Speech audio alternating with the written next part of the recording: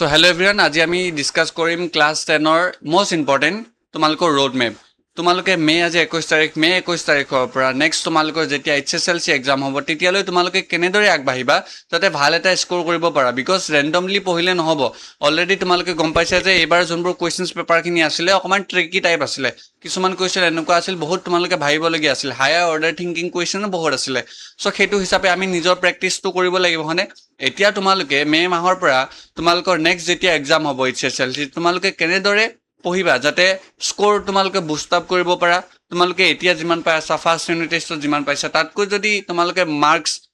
improve কৰি থাকা বাৰে বাৰে ইম্প্ৰুভ কৰি থাকা তোমালোকে বাৰে বাৰে ৰিভাইজ কৰি থাকা সো তেতিয়া কি হ'ব তোমালোকে ইজিলি ধুনীয়াকৈ মাৰ্কছ এটা স্কোৰ কৰিব পাৰিবা ভাল মাৰ্কছ নহয় সো আজি আমি কথা পাতিম মে'ৰ পৰা জুলাইলৈ তোমালোকৰ ৰোড মেপ কি হ'ব লাগে আগষ্টৰ পৰা অক্টোবৰলৈ কি হ'ব লাগে দেন নৱেম্বৰ পৰা ডিচেম্বৰলৈ কি হ'ব লাগিব দেন জানুৱাৰীৰ পৰা তোমালোকৰ এক্সাম ফেজলৈ মিন্স তোমালোকৰ মিড ফেবলৈ তোমালোকে কেনেদৰে পঢ়িবা এই complete study plan complete road map চোৱা আমি মে'ৰ পৰা জুলাইলৈ আমাৰ মেইন কামটো হ'ব আমি কি কৰিব আমি নিজৰ বেচিক্সখিনি বিল্ড কৰিম এইটো হ'ল তোমালোকৰ মেইন প্ৰায়ৰিটি হ'ব লাগে এতিয়ালৈ যেনেকৈ পঢ়িছা মেটাৰ নকৰে কিন্তু যদি তোমালোকৰ এতিয়া যোনখিনি ষ্টাৰ্ট হৈছেহে হয়নে চ' এই বেচিক্সখিনি তোমালোকে যদি ধুনীয়াকৈ ইম্প্ৰুভ কৰি লোৱা তোমালোকৰ মিড পৰ্চন যেতিয়া ক্লাছ 10ৰ মিড আহিব যেনেকৈ September October August September October আহিব তেতিয়া যাতে তোমালোকে কোনো ধৰণৰ প্ৰব্লেম ফেচ নকৰা সেইটো হ'ব তোমালোকৰ মেইন গ'ল দেন আগষ্টৰ পৰা অক্টোবৰলৈ তোমালোকে কি কৰিবা যে যিহেতু তোমালোকে এক্সাম সোনকালে দিবা হয়নে চ' তোমালোকে চিলেবাছটো কমপ্লিট হ'ব লাগিব মানে তোমালোকৰ অক্টোবৰলৈ বা নৱেম্বৰ লাষ্ট উইকলৈ বা ডিচেম্বৰ ফাৰ্ষ্ট উইকলৈ তোমালোকে চিলেবাছটো কোনেকৈ কমপ্লিট কৰিব পাৰিবা সেই সকলো ৰোড মেপ দিম প্ৰিভিয়াছ ইয়াৰ কুৱেশ্যনৰ ইম্পৰ্টেণ্ট কি হয় সেইটো বুজাম দেন তোমালোকৰ নৱেম্বৰ আৰু ডিচেম্বৰ তোমালোকৰ ৰিভিজন ফেজ হ'ব বিকজ কোনোবা এটা এক্সাম দিয়াৰ আগতে এক্সামত যিমান লিখা সেইটো তোমাৰ ৰিভিজনৰ ওপৰত নিৰ্ভৰ কৰে তোমালোকে ঘৰত কিমান পঢ়ি গৈছা সেইটোৰ ওপৰতে তোমালোকে এক্সাম দিব পাৰিবা হয় নহয় চ' আমি ৰিভাইজটো আমি বহুত কৰিব লাগিব চ' সেইটো হিচাপে আমি চাম নৱেম্বৰ ডিচেম্বৰ তোমালোকে কি কৰিব পাৰা then January to last phase তোমালোকৰ হ'ব জানুৱাৰীৰ পৰা মিড ফেবলৈ তোমালোকে কেনেদৰে কৰিবা ফাইনেল পোষ্ট মক টেষ্ট কি দিব লাগে কোনখন কুৱেশ্যন পেপাৰ ফ'ল' কৰিব লাগে সকলোবোৰ ডিছকাছ কৰিম অ'কে এতিয়ালৈ যদি তোমালোকে একো ভিডিঅ' চোৱা নাই কেনেকৈ কি কৰিবা কেনেকৈ কি হ'ব লাগে ভিডিঅ'টো কমপ্লিট চোৱা easily you can score 90+ marks in your exam okay consistency লাগিব ডিচিপ্লিন লাগিব so' then you will get your success okay so' তোমালোকে চোৱা মে' মাহৰ তোমালোকৰ মে লাষ্টত বা জুনৰ ফাৰ্ষ্ট উইক বা মিড উইকত তোমালোকৰ এক্সাম হ'ব হয়নে চ' সেইটো তোমালোকে কি কৰিবা দেন 90% ষ্ট্ৰেটেজি আমি কৰিম যাতে তোমালোকে ভাল এটা স্ক'ৰ কৰিব পাৰা দেন ডেইলি ৰুটিন আমি ডিছকাছ কৰিম চ' মষ্ট অফ দ্য ষ্টুডেণ্ট কি হয় ৰেণ্ডমলি পঢ়ে তেওঁলোকৰ কোনো ধৰণৰ গ'ল নাথাকে যে আজি এইটো কৰিম কালি সেইটো কৰিম তেওঁলোকে ৰেণ্ডমলি পঢ়ে আজি মোৰ এইটো ভাল লাগিল এইটো পঢ়িলোঁ কালি সেইটো ভাল লাগিল ন এতিয়া তোমালোকে চিষ্টেমেটিক কি কৰিব লাগিব চিষ্টেমেটিক এটা ষ্টাডি কৰিব লাগিব হয়নে প্ৰতিটো বস্তুৰে এটা এটা লিমিট থাকে চ' লিমিটটো ক্ৰছ কৰিব নালাগে চ' ৰেণ্ডমলি পঢ়ি আছা আনৱান্টেড বস্তুবোৰ পঢ়ি আছা এক্সামত কি কাম আহিব একো কাম নাই চ' দেন ছাবজেক্ট ৱাইজ প্লেন তোমালোকে কি কৰিবা এই সকলোবোৰ বস্তু চাম অ'কে চোৱা ফাৰ্ষ্ট ফেজ তোমালোকৰ ফাৰ্ষ্ট ফেজ হ'ব মে'ৰ পৰা জুলাইলৈ আমাৰ কি গ'ল হ'ব আমাৰ গ'ল হ'ব আমাৰ নিজৰ বেচিক্সখিনি ষ্ট্ৰং কৰিব লাগিব দেন আমি সেবাৰ তোমালোকৰ যোনকেইখন কিতাপ আছে NCERT কিতাপ ন সেইখিনি তোমালোকে ধুনীয়াকৈ পঢ়িব লাগিব দেন ডেইলি ষ্টাডি হেবিটটো কৰিব লাগিব ডেইলি ষ্টাডি কৰিলে তোমালোকৰ ৰিভিজন সোনকালে হ'ব চ' তেতিয়া ভাল এটা স্ক'ৰ কৰিব পাৰিবা চ' মেইনলি তোমালোকক কি ক'ব বিচাৰিছোঁ যে ডেইলি 2 পৰা 3 ঘণ্টা মিনিমাম 2 পৰা 3 ঘণ্টা মেক্সিমাম যিমানলৈ যাব পাৰা তুমি সেইটো তোমালোকৰ কি ডিচাইড কৰিব তোমালোকৰ ৰেংক ডিচাইড কৰিব তোমালোকৰ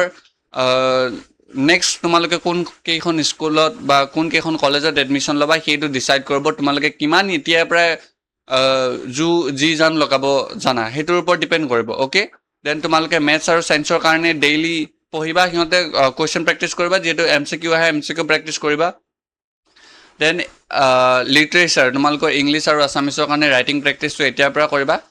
লিখি যোৱা এখন এছে এতিয়াৰ পৰাই লিখি যোৱা এতিয়াৰ পৰা যদি লিখি যোৱা সপ্তাহত তুমি যদি 2খনকেও কৰা তেতিয়াহ'লে বহুত হৈ যাব 50-60খনমান এছেটো ইজিলি হৈ যাব চ' সেইটো হিচাপত তোমালোকে কৈ যোৱা আৰু নোটছ বনাবা হ'ল নিজে হেণ্ড ৰিটেন নোটছ বনাবা ধুনীয়াকৈ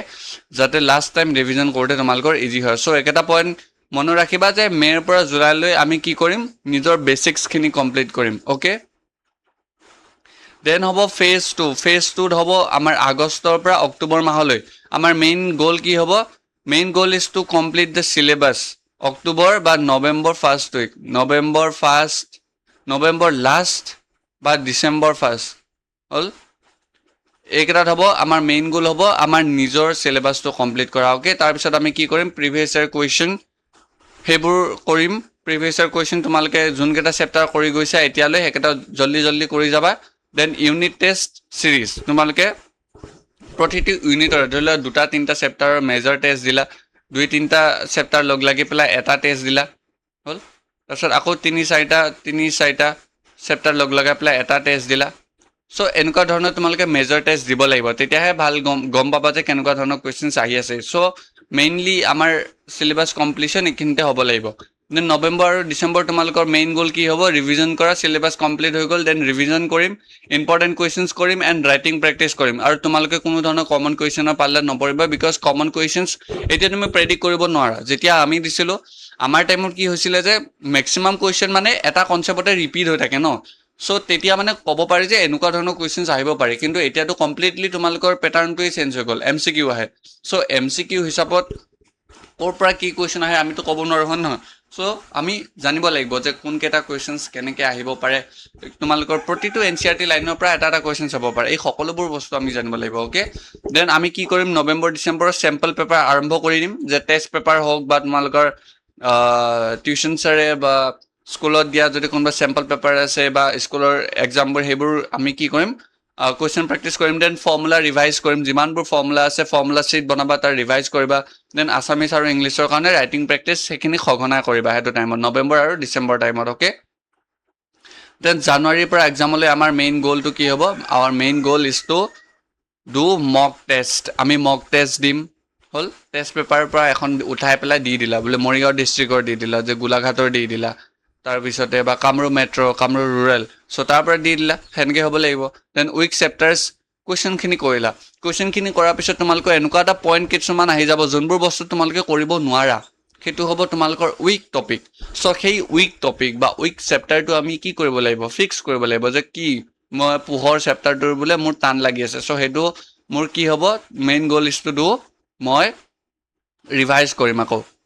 যদি মোৰ তাত টাইম থাকে আকৌ চেপ্টাৰটো সোনকালে পঢ়ি শেষ কৰিম দেন আমি কি কৰিব লাগিব টাইম মেনেজ কৰিব লাগিব অ'কে চ' এইখিনি হ'ল তোমালোকৰ ফেজ 1 ফেজ 2 ফেজ 3 আৰু phase 4 okay then subject wise advice মোৰ ফালৰ পৰা দি দিছোঁ তোমালোকে মেথছৰ কাৰণে ডেইলি প্ৰেক্টিছ কৰিবা ডেইলি প্ৰেক্টিছ একদম নাপাহৰিবা দেন ফৰ্মুলা নোটবুক বনাবা যে যিমানকেইটা ইম্পৰ্টেণ্ট ফৰ্মুলা হৈ গৈছে যেনেকৈ ইউক্লিডৰ শ্ৰেণী বিভাজন প্ৰমেয়িকা প্ৰথম চেপ্টাৰৰ পৰা এইখিনি ৰিভিজনৰ পৰা ঘনমূল বৰ্গমূল এইকেইটা সৰু সৰু বস্তু তোমালোকে মনত ৰাখিবা দেন প্ৰিভিয়াছ ইয়াৰ কুৱেশ্যন তোমালোকে কি কৰিবা ডেইলি কৰিবা okay test previous year question paper most important কৰিবা ফৰ্মুলা নোটবুক লাইক দিছ এনেকৈ বনাবা দেন ছায়েন্সৰ কাৰণে তোমালোকে ডায়েগ্ৰাম আৰু ডেফিনেশ্যন যিমানবোৰ সংজ্ঞা আছে যিমানবোৰ চিত্ৰ আছে সেইবোৰ মনত ৰাখিবা দেন